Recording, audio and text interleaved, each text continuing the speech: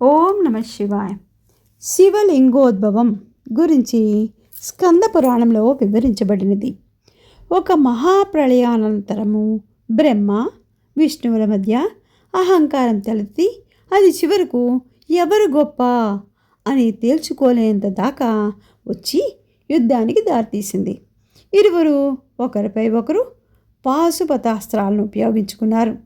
దీనిని గమనించిన పరమేశ్వరుడు మరోమారు ప్రళయం జరగకుండా రెండు అస్త్రాల మధ్య కోటి సూర్యకాంతితో ఆది మధ్యాంతరాలు తెలియరాని విధంగా ఒక మహా అగ్నిస్తంభాన్ని ఆవిర్భింపజేసి అందులో అందరికీ దివ్య దర్శనాన్ని ఇచ్చాడు. పుష్కలావర్తక మేఘాలను రప్పించి జలాన్ని వర్షింపజేసి ఆ సాంబవనల స్తంభాన్ని చల్లార్చాడు.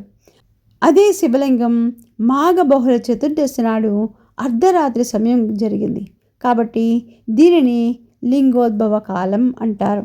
ఈ లింగం యొక్క ఆది అంతాలను తెలుసుకునేందుకు విష్ణుమూర్తి వరాహ రూపంలో జ్యోతిర్లింగం అడుగు భాగాన్ని, బ్రహ్మదేవుడు హంసరూపం దాల్చి ఆది భాగాన్ని తెలుసుకునేందుకు వెళ్ళి దాన్ని కనుగొనలేక చివరికి పరమేశ్వరుని శరణు వేడుకున్నారు.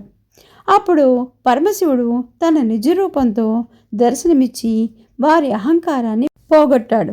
శివరాత్రి నాడు ఈ లింగోద్భవ కాలం ముఖ్యమైనది కావున అన్ని శివాలయాల్లో ఆ రోజు రాత్రి 11 గంటలకు లింగోద్భవాన్ని ఘనంగా నిర్వహిస్తారు.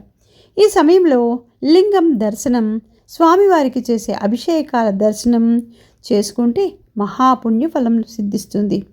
ఈ సమయంలో స్వామివారికి బిల్వ పత్రాలతో పూజించి పంచామృతాలతో అభిషేకిస్తే సంవత్సర కాలము నిత్య శివారాధన ఫలితం దక్కుతుందని అంటారు. ఓం నమ శివాయ.